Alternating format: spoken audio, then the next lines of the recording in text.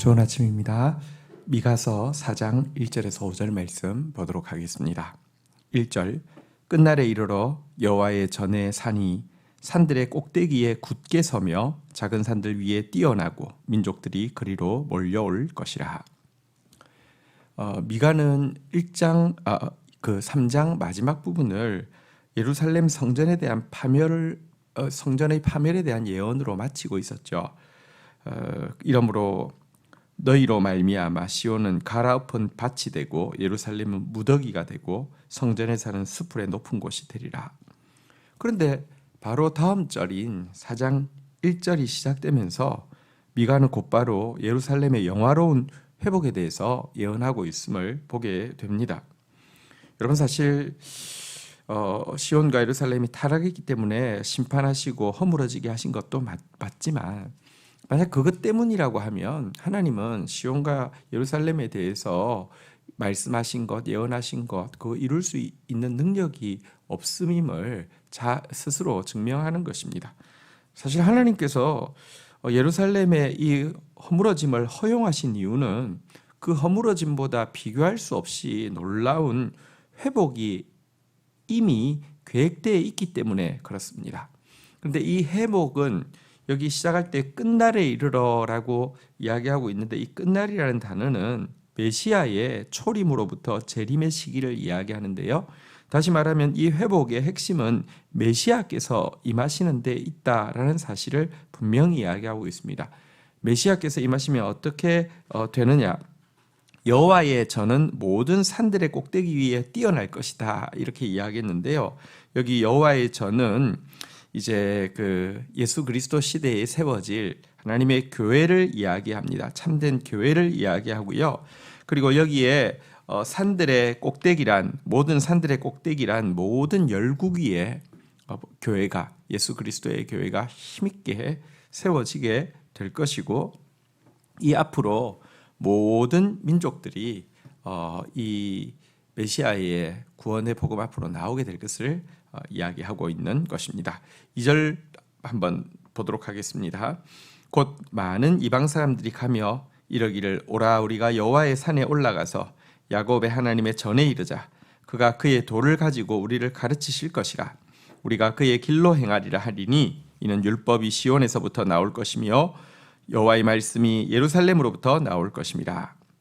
자, 그날에 이제 작은 산들, 또 산들의 꼭대기에서부터 수많은 열국의 민족들이 이 메시아의 성전, 다시 말하면 그리스도의 몸인 교회로 몰려오면서 하는 말이 이렇게 기록되어 있습니다. 오라 우리가 여호와의 산에 올라가서 야곱의 하나님의 전에 이르자. 이렇게 하면서 서로 격려해서는요 함께 올라갈 텐데요.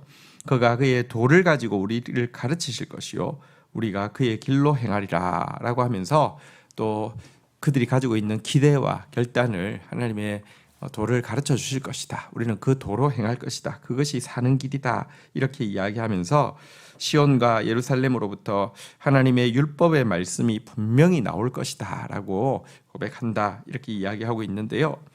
그런데 이 날에 열국의 백성들이 할 이 고백에 대한 예언은 미가와 동시대 선지자인 이사야도 똑같이 선포하고 있는 말씀입니다. 성경에 사실 이전 시대의 선지자의 예언을 다음 시대의 선지자가 받아서 인용하면서 선포하는 경우가 가끔 있기는 하지만, 동일한 시대에 동일한 메시지를 미가가 이사야의 것을 인용하였다, 혹은 이사야가 미가의 것을 인용하였다 할 수 없이 동일하게 하나님께서 그들을 통하여서 외치게 하신 것은 이것이 유일한 경우인데요. 이것은 다시 한번 예루살렘의 이 멸망이 그것이 끝이 아니고, 그것을 통하여서 도리어 진정한 역전의 역사, 참된 교회가 세워지고 열국이 구원받게 되는 역전의 역사에 대해서 하나님께서 마치 스테레오처럼 이렇게 선언하고 있음을 보여주는 장면입니다. 그리고 그날에 이루어질 이 메시아 사역의 핵심이 바로 이 말씀이라는 사실도 우리는 또 다시 정확하게 보게 됩니다. 여러분, 여기 보니까 그의 도, 율법, 여호와의 말씀이라는 표현이 계속 나오고 있는데요. 예루살렘이 무너지기 전에는 여호와 신앙은 유대인들만을 위한 종교였고 게다가 의식 종교였습니다. 예루살렘 자체를 화려하게 만들면 예루살렘이 영원할 것이라고, 성전이 으리으리하면 우리의 신앙은 무너지지 않을 것이라고 의식 종교였다고 하면, 예루살렘 성전이 무너진 이후에 여호와 신앙은 유대를 넘어 열국 백성을 향한 종교가 되었고요. 그리고 의식 종교가 아니라 말씀의 종교로 세워지게 될 것이다 라고 이야기하고 있는 것입니다. 예수 그리스도로 말미암아 복음의 이 진리의 말씀이 모든 민족에게 전파되어지고 교회를 통해서 구원받은 모든 백성들이 열국 가운데서 일어나게 될 것이며 결국 각 민족의 교회들이 주 앞에 서게 될 것이라는 예언이기도 합니다. 시편 87편 4절 5절에 보면 나는 라합과 바벨론이 나를 아는 자 중에 있다 말하리라. 여기서 라합이란 이집트를 일컫는 이야기입니다. 이집트에서, 바벨론에서 하나님을 아는 백성들이 세워질 것이다 이렇게 이야기합니다. 보라, 블레셋과 구로와 구스여 이것들도 거기서 났다 하리로다. 시온에 대하여 말하기를 이 사람 저 사람이 거기서 났다 말하리니 지존자가 친히 시온을 세우리라 하시도다. 여러분, 라합 이집트에서, 바벨론에서, 블레셋에서, 두로에서, 구스에서, 시온에서 이 사람 저 사람이 진짜 진리로 말미암아 세워지게 될 것이다. 이런 예언이 정확하게 선포되어지고 있는 것입니다. 이것이 우리의 비전입니다.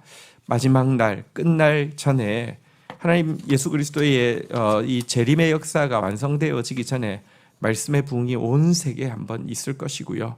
이 일을 위하여서 우리는 말씀의 빛과 성령의 불로 세대를 변화시키는 사랑 공동체로서 세워져 가야 하고 준비되어야 하는 것입니다. 자, 이처럼 메시아께서 말씀으로 다스리게 되면 어떤 결과가 일어납니까? 3절입니다. 그가 많은 민족들 사이의 일을 심판하시며 먼 곳 강한 이방 사람들을 판결하시니 무리가 칼을 쳐서 보습을 만들고 창을 쳐서 낫을 만들 것이며 이 나라와 저 나라가 다시는 칼을 들고 서로 치지 아니하며 다시는 전쟁을 연습하지 아니하고.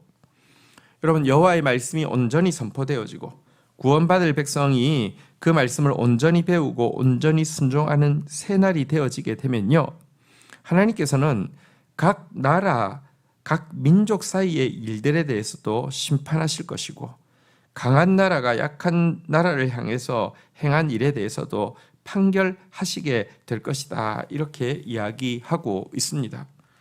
여러분, 사실 이 세상, 타락한 이 세상은 지금 탐욕과 권력의 논리가 다스리는 세상이 되어 있습니다. 나라와 나라 사이에서도 이 원리는 그대로 적용되어져서요, 강한 나라는 약한 나라에 대해서 탐욕을 부리고 권력을 가지고 약육강식을 하는 세상입니다. 이런 세상에서 아무리 회담을 하고 아무리 합의한 평화안을 도출한다 할지라도요, 누군가는 억울하고 또 누군가는 성에 차지 않는, 왜냐하면 탐욕은 절대로 채워지지 않기 때문이고요. 이 세상에서 여러분, 협의해서 진정한 정의와 진정한 이 공의는 이루어지지 않기 때문에 그렇습니다. 그러나 그날이 되면 하나님은 공의롭게 판결하실 것이고요. 그리고 또 그 결과 이제 모든 전쟁의 연습이 사라지게 될 것이고 참된 평화가 세워질 것이다. 이렇게 이야기하고 있습니다. 4절, 각 사람이 자기 포도나무 아래, 자기 무화과 나무 아래에 앉을 것이라. 그들을 두렵게 할 자가 없으리니 이는 만군의 여호와의 입이 이같이 말씀하셨느니라. 예수 그리스도로 말미암아 이 말씀이 선포되어지고 이 말씀으로 말미암아 참된 평화, 전쟁은 그치고요, 하나님의 공의로우신 판단과 심판 아래서 내가 순종하고 내가 온전히 진리를 알아가게 되면요, 그때 이제 모든 사람들이 각기 자기 포도나무 아래와 자기 무화과 나무 아래에 앉을 것이다.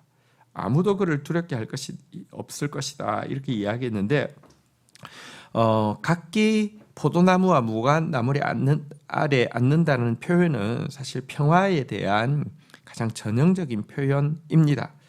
성경에 보면은 솔로몬이 사는 동안에 유다와 이스라엘이 단에서부터 브엘세바에 이르기까지 각기 포도나무 아래와 무화과 나무 아래에서 평안히 살았더라라는 표현이 있는데요. 평화에 대한 전형적인 표현입니다.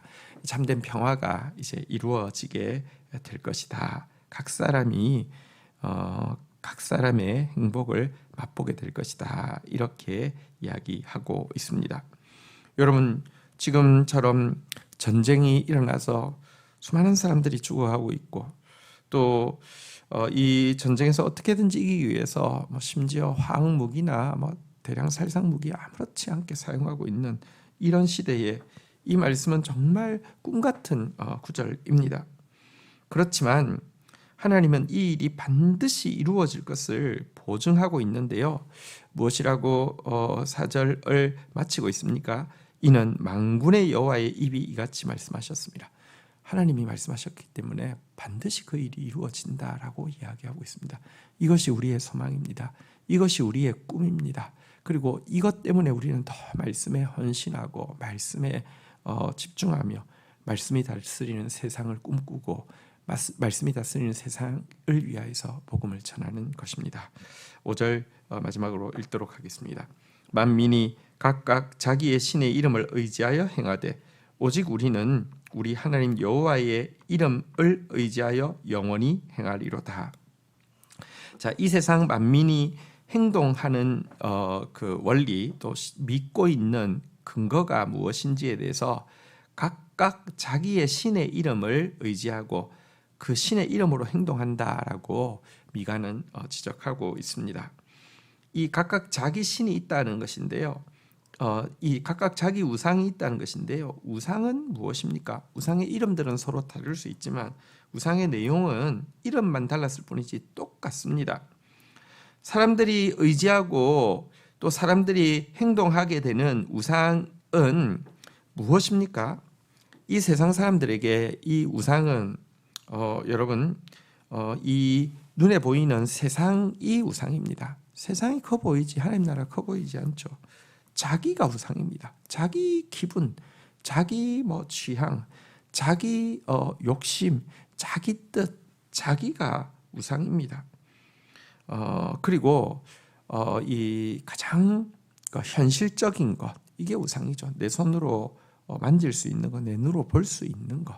이것은 우리가 계속 이야기하고 있는 바대로 물질이고 권력이고 쾌락이죠. 이것이 우상이고 이것을 의지하여서 살고요. 이것대로 행동하고 있는데요. 그러나 오직 우리는 우리 하나님 여호와의 이름을 의지하여서 영원히 행한다 이렇게 이야기하고 있습니다. 신자가 의지하는 것, 신자가 행동하는 기준은 여호와 하나님의 이름입니다. 여호와 하나님은 사실은 하나님 나라의 왕이십니다. 눈에 보이는 이 세상이 아니라 우리는 하나님 나라의 영원함을 믿고 사는 사람이고 자기를 위해서 자기 만족을 위해서 사는 사람이 아니라 자기를 부인하며 예수 그리스도를 위해서 사는 사람이며 손으로 쥐어지는 이것, 눈으로 보게 되는 이것, 물질, 권력, 쾌락만을 보는 것이 아니라 그것을 우리에게 주시고 이것을 우리에게 선용하게 하시는 하나님의 뜻을 따라서 물질을 나누고 권력으로 섬기고 우리에게 주시는 거룩한 기쁨을 가지고 기뻐하며 거룩을 추구하는 것 이것이 그리스도인의 삶입니다. 이런 삶을 살아가게 될 때에 여러분 마지막 때에 있을 교회의 역전의 역사 한국교회가 다시 한번 민족의 존경과 사랑을 회복하게 되어지고요. 복음이 다시 한번 열방을 구원하는 놀라운 이 구원의 역사를 스테레오처럼 외치고 있는 미가의 예언 이사야의 예언이 실제가 되는 것을 보게 될 것입니다. 주신 말씀 붙잡고 기도하며 나가도록 하겠습니다. 하나님 아버지 감사합니다. 우리의 죄와 우리의 허물로 말미암아 교회가 무너질 수밖에 없지만 그러나 이 무너짐을 허락하시는 이유가 진정한 회복을 것이셔서이며 또 반드시 역전의 역사가 있을 것이라고 약속해 주신 것을 인하여서 감사합니다. 우리의 신앙이 의식 종교에서 정말 말씀의 종교로 변하게 하여 주십시오. 그의 도를 배우는 자 되어지게 하여 주시고 그의 도를 행하는 자 되어지게 하여 주시옵소서. 또 하나님의 말씀을 알고 그 하나님의 말씀이 약속하고 있는 세상을 꿈꾸며 그 하나님의 말씀대로 순종하는 자 되어지게 하여 주셔서 하나님 참된 평화가 이루어지며 이 세상 가운데 전쟁이 그치고 하나님 나라가 이루어지는 걸 볼 수 있도록 주여 역사하여 주시옵소서. 우리는 우상의 이름으로 행하는 자 되지 않게 하여 주옵소서. 세상만을 위해 살며 자기만을 위해 살며 눈에 보이는 물질 권력 쾌락 추구하고 사는 자가 아니라 여호와의 이름을 의지하여 행하는 자로 살아드릴 수 있도록 오늘 하루도 저희를 붙들어 주옵소서. 예수 그리스도의 이름으로 기도 올립니다. 아멘.